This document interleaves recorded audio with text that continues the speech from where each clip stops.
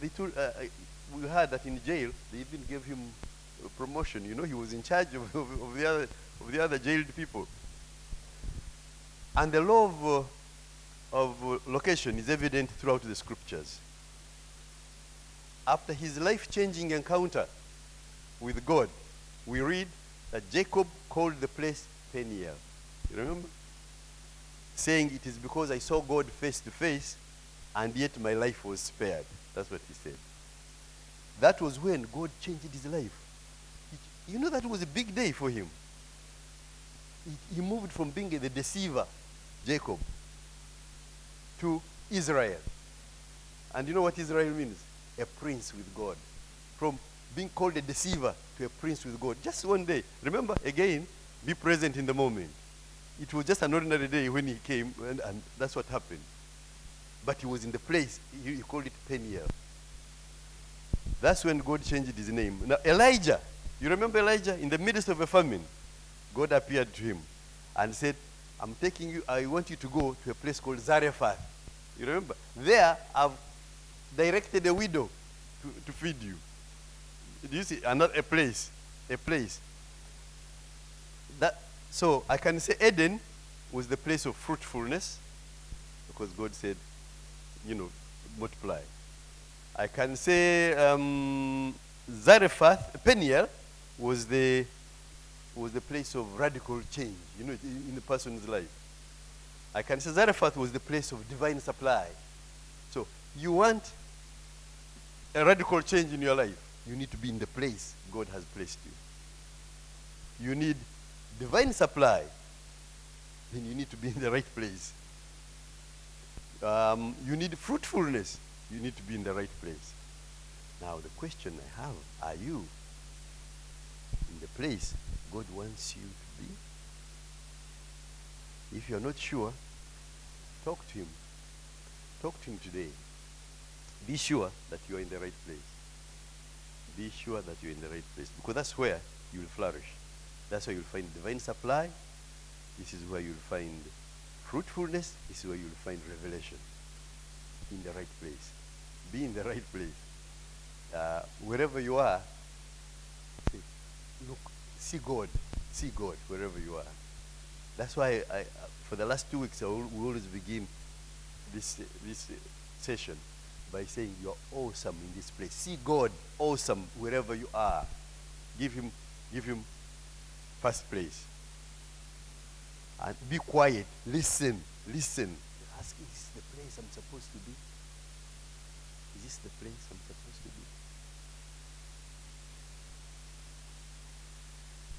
And then when it is, it will be God's delight to shower you with his blessings. Okay.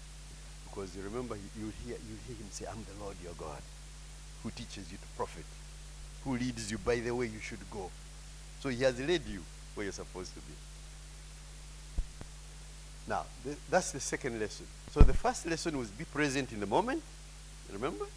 The second is law of location. Be wherever God has planned you to be. If you're not sure that you're supposed to be there, talk to him today. Don't leave it until tomorrow. Because you'll only flourish where God wants you to be. Now, the third lesson you can get away from the life of Joseph who I've been thinking of is put God in the first place in your life. It's called the law of success. The first law of success. There I show it. I see it in Joshua. Maybe I can read it here. This book of the law shall not depart from your mouth, but you shall meditate in it day and night, that you may observe to do according to all that is written in it. For then you will make your way prosperous, and then you'll have good success. You see, there are two kinds of success. Success that fulfills God's will for your life. That's a great one. And then success that is temporal, that can leave you feeling empty and dies when you die. That's another type of success. Now, we want the other success. Now, the other type of success comes only when you put God first in your life. Because without God, all success ends in failure. In other words, it doesn't satisfy. There was someone once said, in whatever man does without God, he must fail miserably or succeed even more miserably. So you can, if without God, you either fail miserably or succeed even more miserably. That's why a lot of rich people who do it, without God, committing suicide, they have everything. According to everything, they're successful. But they've done it without God, and they fail even more miserably than if they had it. So you either fail or succeed. But either way, it's miserable. Yeah? The more success you have, the more misery you will have.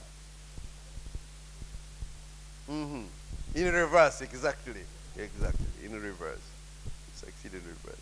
Without God, either you fail miserably or succeed even more miserably. Jesus had a very good definition of a fool. He put it in Luke chapter 12, verse 21. I don't know which version you have of that one. Let's see what Jesus thinks a fool is. 12:21.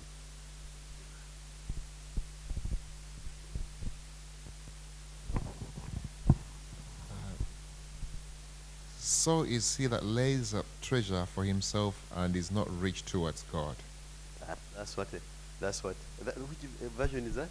This is the King James version. King James version. Fantastic. Do you have any other version? Let's see the definitions of a fool. Because we don't want to be fools, do we? Joseph was not a fool. 12:21. Luke. 12:21. Luke 12:21 says, okay, it goes on to say, but God says to him, you fools, this very night, that is a messenger of God, demand your soul of you and all the things that you have prepared. Who will they be? 12, Then that's 21. 21. So it is within him who continue to lay up that's it. and harder possession of himself, Yes. and is not rich in relation to God. Yes. And this is how he fares. Another one says that this is how it will be for anyone who stores up things for himself, but not rich towards God. That is the fool. That's a fool. In the Living Bible here, it says, every man is a fool who gets rich on earth, but not in heaven. Yeah.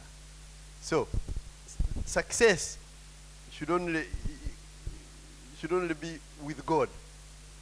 That is real success. So, 3 lessons I've seen. First, be present in the moment. Second, the law of location, be in the right place. Third, put God in everything you do so that you don't get success without God. Then, the lesson number 4 I can think of is God's timing. Because in Galatians chapter 4, verse 4, when the right time came, God sent his son. So during all that time, the devil, maybe thought, I think I have the human race. They are all condemned. Nothing will happen. What can they do? You understand? But at the right time, God sent his son. So when I see the life of Joseph, same thing happened.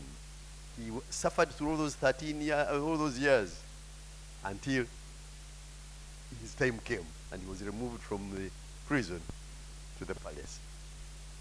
Even that wasn't the end until he got to save Israel, and until he got all his family and everything else. You see, God, the timing.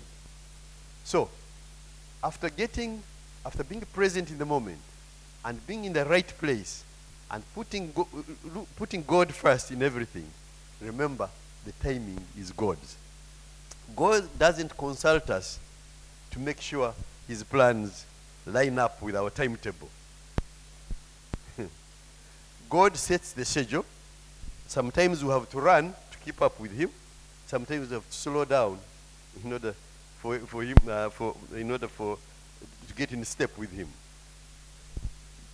I'll give an example. Mary planned to marry Joseph and then have a child. God had another plan. You'll have a child, you'll be pregnant before you marry Joseph. Another plan. Why? Because the child whom Mary was going to have had to have a perfect, sinless father. And if he had married Joseph, probably before he got pregnant, Jesus would certainly be Joseph's son, and he wouldn't be sinless. So Mary became pregnant before she got married, and Joseph wasn't the father. Besides being ostracized, you know the law could have got her stoned. How did Mary respond?